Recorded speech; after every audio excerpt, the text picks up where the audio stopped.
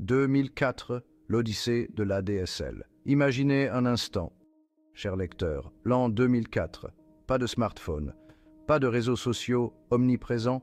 Pour se connecter à Internet, un rituel, la connexion ADSL. Ce bruit si particulier, ce mélange de sifflements et de grésillements, annonçait le début de la navigation sur la toile. Une odyssée numérique qui, à l'époque, semblait révolutionnaire. C'est dans ce contexte que se dessinaient les premières opportunités de se faire de l'argent en ligne.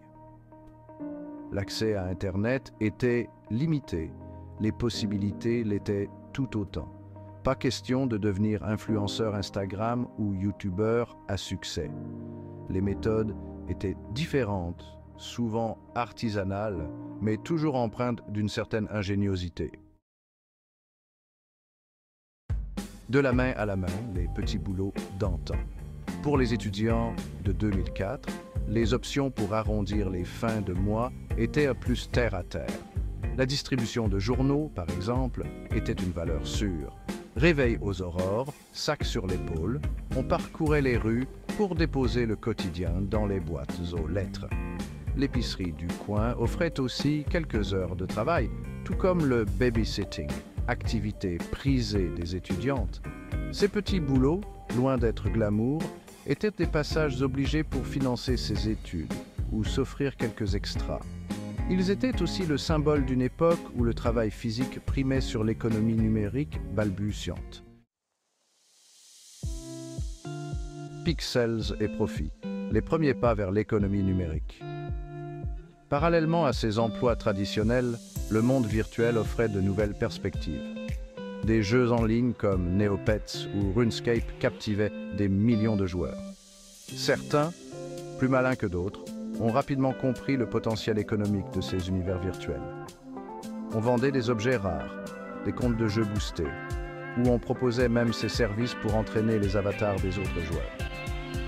L'arnaque par email faisait aussi son apparition. Des messages promettaient monts et merveilles, de l'argent facile en quelques clics. La naïveté des internautes était un terreau fertile pour ces escrocs en herbe. Le temple des objets insolites, eBay, caverne d'Ali Baba des années 2000. Impossible de parler de 2004 sans évoquer eBay, plateforme incontournable de vente aux enchères. On y trouvait de tout, des objets vintage, des collections de timbres, des gadgets improbables. Certains vendeurs avisés avaient fait d'eBay leur fonds de commerce, chinant des objets rares pour les revendre aux plus offrants. D'autres y voyaient une opportunité de se débarrasser de leurs possessions superflues, transformant ainsi leur grenier en mine d'or virtuelle. eBay était le reflet d'une époque où la consommation collaborative prenait son essor. Un terrain de jeu pour les entrepreneurs en herbe et les chineurs avertis. Prémisse du règne des influenceurs, les pionniers du blogging. En 2004, les blogs commençaient à émerger. Des passionnés partageaient leurs idées, leurs passions, leurs expériences, créant ainsi des communautés virtuelles autour de leur centre d'intérêt. Certains blogueurs, précurseurs du marketing d'influence, ont compris le potentiel de leur audience. Des partenariats avec des marques ont vu le jour, timides mais prometteurs. C'étaient les prémices d'une révolution, la monétisation du contenu en ligne. Ces pionniers du blogging, souvent autodidactes, ont ouvert la voie à une nouvelle génération de créateurs de contenu.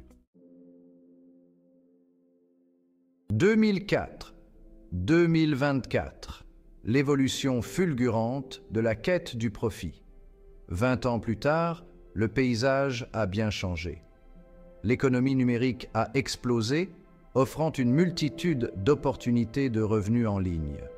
Influenceurs, youtubeurs, entrepreneurs du web, les nouveaux métiers fleurissent. Mais cette évolution fulgurante s'accompagne d'une certaine nostalgie. La quête du profit en 2004, bien que plus rudimentaire, demandait une certaine dose de créativité et de débrouillardise. Aujourd'hui, la concurrence est accrue, la technologie omniprésente. Si les opportunités sont plus nombreuses, elles sont aussi plus éphémères.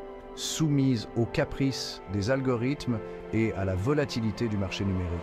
Une chose est sûre, que ce soit en 2004 ou en 2024, l'envie d'entreprendre, d'innover et de créer sa propre réussite reste un moteur puissant. Et c'est sans doute la plus grande leçon que l'on peut tirer de cette rétrospective.